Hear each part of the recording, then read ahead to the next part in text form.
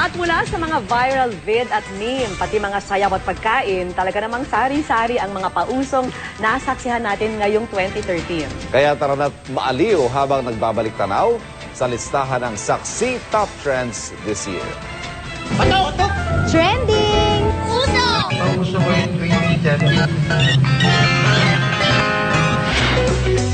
Sa taong ito, bumida sa internet ang mga Pinoy wedding proposal video na talagang kinarir.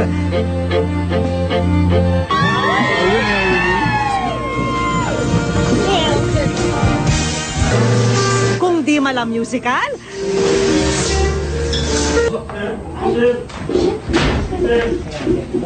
meron ding mala action suspense na hostage drama. Iba nga napapakasan niya yung girlfriend ko, Will you marry me? Namayagpag din ang tinig ng Pinoy, gaya ng magpinsang Aldrich Talanding at James Bukong na nag-guest pa sa Ellen DeGeneres Show.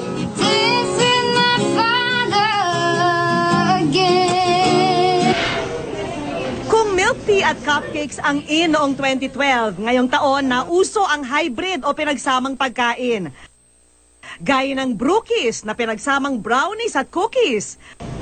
Cronut na hybrid ng croissant at donut. At ramen burger. At sa mga nagpapapayat naman ang kumatok, mga juicing recipe. Umindak din ang mga Pinoy ngayong taon. May mga sumabay sa twerking na pinauso ni Miley Cyrus.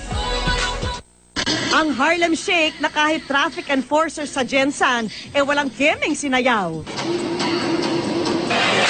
Balik uso rin ang 90s hit na Whoops Kitty.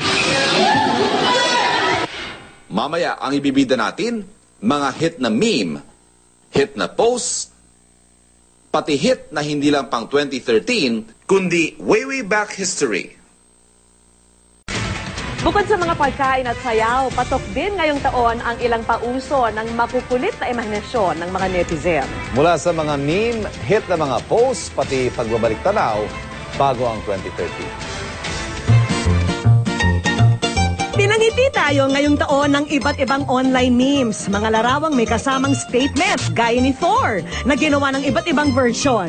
Pati mga meme ni na Janet Napoles at Senadora Miriam Santiago sa kasagsagan ng pork barrel scam. Hindi ka rin daw in ngayong taon kung wala kang selfie na hindi na lang basta-bastang solo profile picture.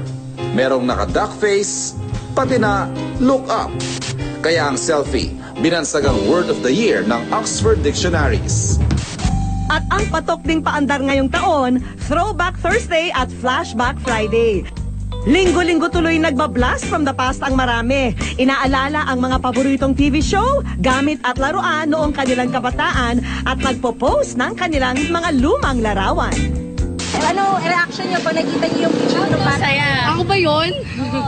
Sa akin nabibigla ako kasi ang laki ng transformation. Pangit, awkward. Okay,